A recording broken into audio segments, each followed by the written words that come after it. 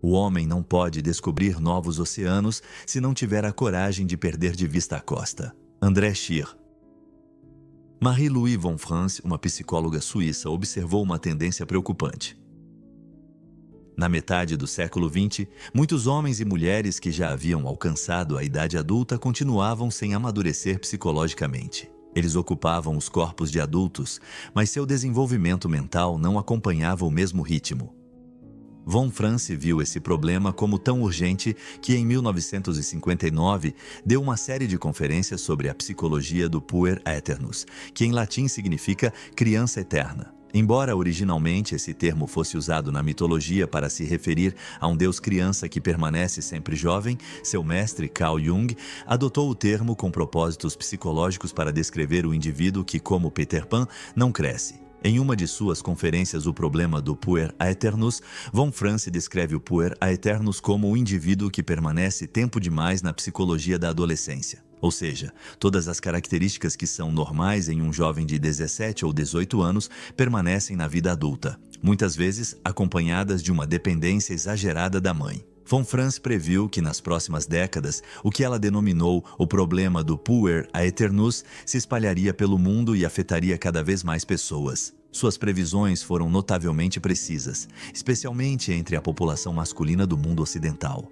Muitos jovens enfrentam dificuldades acadêmicas, sociais, espirituais, econômicas e sexuais. Eles permanecem em casa até os 20 ou 30 anos, preferindo ficar nos confortáveis confins do cuidado dos pais em vez de explorar as águas desconhecidas da independência. Em vez de se esforçarem para criar algo por si mesmos, muitos preferem os confortáveis mundos virtuais da internet. A pornografia e os videogames são passatempos passivos na vida, sem rumo ou propósito, exceto pela busca de prazer momentâneo para aliviar o sofrimento. Dado o alcance desse problema, não seria absurdo afirmar que o problema do puer aeternus é a principal neurose da era moderna.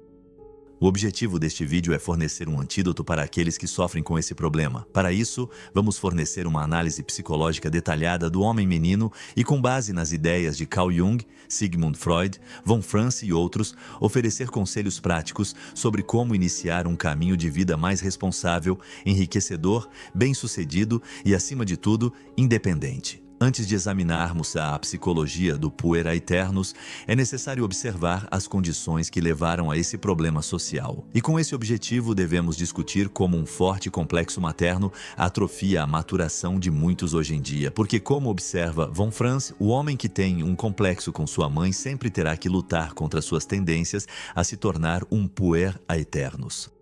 Ao longo de nossa história evolutiva, mãe e pai assumiram diferentes funções como pais.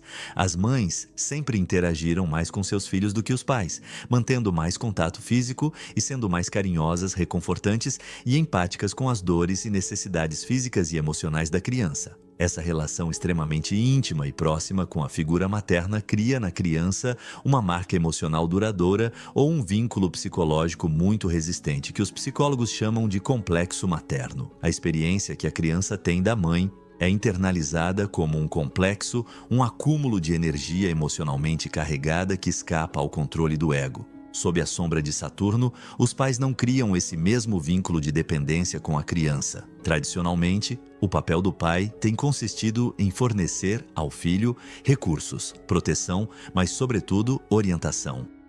Mais especificamente, o papel do pai tem sido ajudar o filho a se libertar do vínculo de dependência com a mãe e, assim, ajudá-lo a enfrentar o mundo como um adulto independente e funcional. Na maioria das culturas ao longo da história, os indivíduos passavam da adolescência para a idade adulta com a ajuda de ritos de iniciação. O objetivo principal de todos esses rituais em todas as culturas era separar o jovem de sua mãe. Primeiro fisicamente e depois psicologicamente. Esses ritos eram realizados pouco depois do início da puberdade e eram instituídos exclusivamente pelos homens mais velhos da tribo. Geralmente, as mulheres eram proibidas de observar ou participar desses rituais. Um típico rito de iniciação, como Mircea Eliade explica em seu livro Ritos e Símbolos de Iniciação, procedia da seguinte forma. No meio da noite, os pais culturais da tribo, vestidos como deuses ou demônios, arrancavam o jovem de sua cama. Era a última vez que o jovem via sua mãe. às vezes por meses. Eles o levavam para uma caverna profunda, o enterravam vivo ou o mergulhavam em algum tipo de escuridão, literal ou simbólica. Esta etapa representava a morte simbólica da infância do jovem, a perda do paraíso e das alegrias da irresponsabilidade. O objetivo era transmitir aos jovens a mensagem de que não poderiam mais voltar para casa. Após a morte simbólica da infância, era realizada uma cerimônia de renascimento que marcava a transformação do jovem em adulto maduro. Então, os anciãos ensinavam-lhe a sabedoria e os conhecimentos da tribo e o enviavam ao deserto, onde passava muitos meses lutando por sua sobrevivência. Ao retornar, ele era acolhido na tribo como um membro adulto. E a partir desse momento, esperava-se que o jovem tivesse superado seu complexo com sua mãe. A imaturidade e a dependência já não eram aceitáveis. Dada a intensidade e a natureza, às vezes violenta, desses processos de iniciação, parece que nossos antepassados compreendiam que separar um jovem de sua mãe era uma tarefa monumental que exigia medidas deliberadas.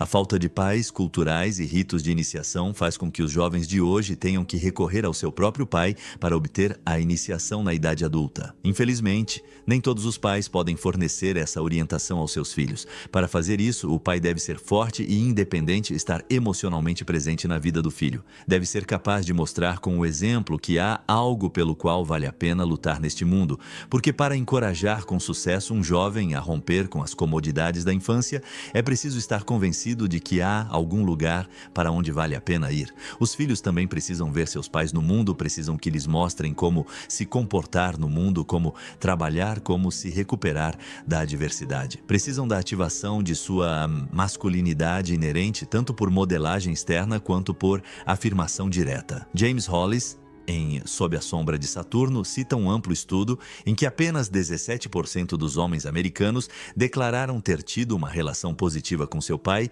durante a juventude. Na maioria dos casos, o pai estava ausente fisicamente ou emocionalmente. Refletindo sobre essa estatística, o psicoterapeuta James Hollis escreve: se essa surpreendente estatística se aproxima mesmo da verdade, algo grande e trágico aconteceu com um dos equilíbrios críticos da natureza.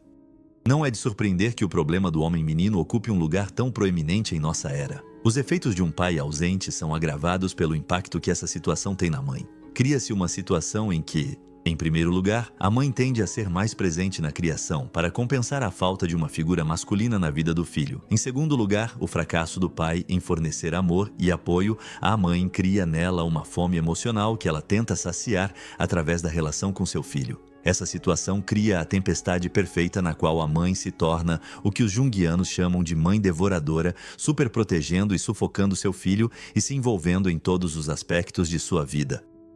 Muitas vezes, acontece que uma mãe assim, apesar das melhores intenções, manipula inconscientemente seu filho para que continue dependendo dela até a idade adulta. Contemplando a conspiração secreta entre mãe e filho e como cada um ajuda o outro a trair a vida, Carl Jung escreve: um menino criado dessa maneira, que nunca teve a oportunidade de se aventurar sozinho, de se sustentar sozinho, de falhar e corrigir seus próprios erros ou de tomar decisões por si mesmo, tornar-se-á um adulto incapacitado de lidar e superar os inevitáveis desafios e lutas da vida. O saudável desejo de se adaptar à realidade e de se individualizar, que implica medo, dor e conflito, será substituído pela necessidade de permanecer ligado à mãe, seja ela biológica ou uma substituta simbólica.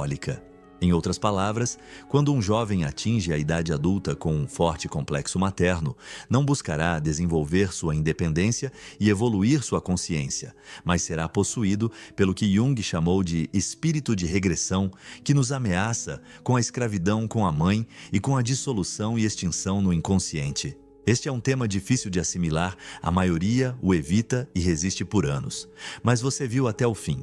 E é por isso que continuaremos trazendo ferramentas para que você alcance sua plenitude. Em troca, pedimos um like se isso foi útil para você e também para se inscrever e compartilhar o vídeo.